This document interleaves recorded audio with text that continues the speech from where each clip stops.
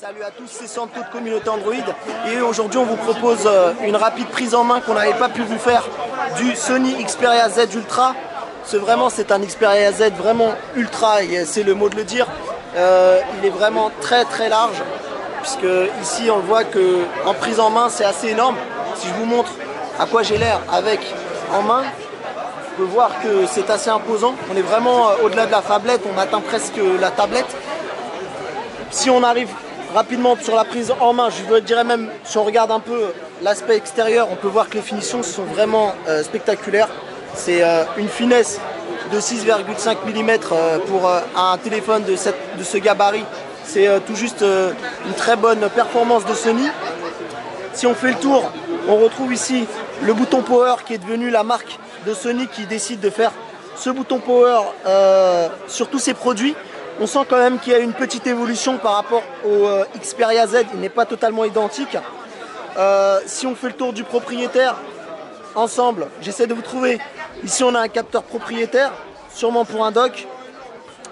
Et on a vraiment, c'est très bien fait puisque tout est caché dans des caches. Vraiment, c'est plutôt pas mal. Ici, on a le port micro USB. Ici, pour pouvoir faire des échanges de données, mais également recharger l'appareil. Si j'ouvre une autre trappe ici, on est vraiment dans la surprise, hein, parce que nous, on n'a pu l'avoir que très peu en main. Donc du coup, on a le bouton volume ici, plus et moins. Et nous avons les haut-parleurs qui sont ici, en bas, avec le capteur et le NFC. Donc du coup, si on revient rapidement aux spécificités de cet appareil, on est sur un écran de 6,4 pouces en version Full HD. Je vais vous allumer l'écran. Voilà ici, une dalle Full HD de 6,44 pouces. Donc comme je le disais, la résolution 1920 par 1080, je l'ai déjà dit. On a un appareil ici à l'arrière 8 mégapixels. Sony n'a pas encore passé le cap du 13, mais donc on est ici sur un capteur Eximor RS qui est la nouvelle génération. On a un poids relativement léger de 212 grammes. Qu'est-ce qu'on a d'autre? Nous avons ici donc pour les spécificités à l'intérieur Android, donc qui tourne sur Android Jelly Bean 4.2.2.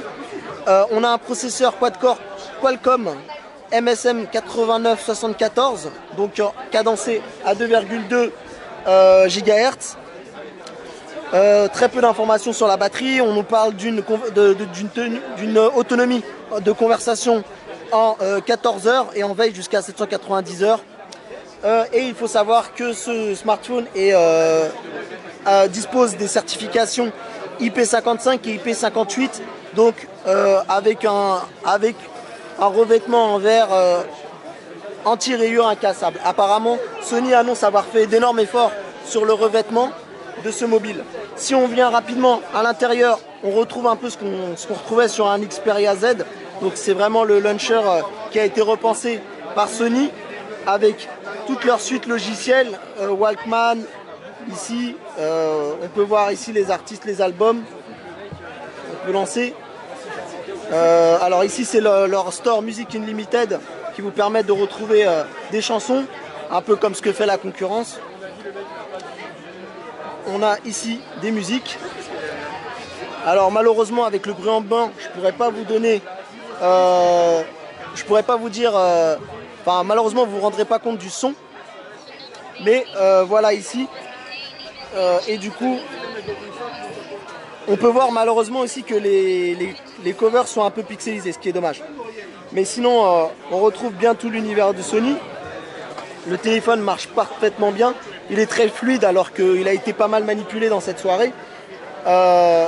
Et du coup, voilà ce que ça peut donner en main pour ce Sony Xperia Z Ultra. Très peu après, juste de la customisation de Sony. Mais rien d'autre de particulier à vous montrer. Si, on peut vous montrer également qu'il y a ici la barre des tâches qui a été revue, un peu plus optimisée. Et également, on a ici les micro-apps qui vous permettent d'ouvrir un navigateur rapidement, qui est devenu un peu la grande tendance chez tous les constructeurs. Je peux ouvrir une calculatrice, voilà.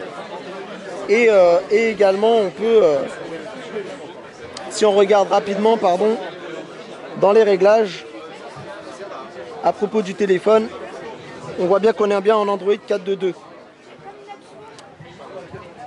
Du coup, Sony a intégré également la possibilité de quelques personnalisations. Si on va voir dans les réglages notamment, a inclus ici une possibilité de changer de thème. Si on essaye rapidement, voici, donc ça a basculé, voilà, et hop, on a basculé. C'est vraiment un léger remaniement avec un fond d'écran un peu plus coloré et des barres de menu qui changent de couleur. Donc rien de très transcendant au niveau de ça. Donc vous avez également toute la suite logicielle de Sony, j'en parlais, avec notamment la musique, mais aussi les films. Vous pouvez vous pouvez consulter le catalogue de Sony, qui est assez conséquent, et également plein de choses qui vous permettent de vous renvoyer sur l'univers de Sony. Malheureusement, ici le Wi-Fi vient de me lâcher, donc je ne pourrais pas vous faire d'autres démos. Donc voilà, c'était ce Santo de communauté Android pour la prise en main du Sony Xperia Z Ultra, un téléphone hors norme et qui sera accompagné de d'autres accessoires pour vous aider à pouvoir utiliser ce smartphone de manière plus discrète. Merci.